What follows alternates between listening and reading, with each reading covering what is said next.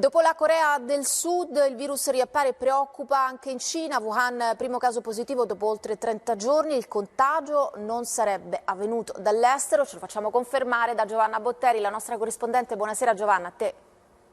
Buonasera, è successo proprio così, è arrivato un uomo anziano all'ospedale con una serie di sintomi che purtroppo i medici degli ospedali di Wuhan conoscono bene, molto bene, sintomi confermati dal test. L'uomo ha il Covid-19, il primo caso positivo a Wuhan, che è stato l'epicentro dell'epidemia in Cina, dopo 36 giorni, in una provincia del nord-est ai confini con la Corea del Nord, altri 12 casi, tutti quanti interni. Questo dal senso di come sia difficile questa fase 2. Le immagini che vediamo arrivano dalla Corea del Sud, un paese che ha brillantemente affrontato l'epidemia, che ora si trova con un nuovo focolaio a Seul, immediatamente identificato, ma ci sono già una sessantina di nuovi casi, chiusi tutti i bar e i locali notturni. A te la linea.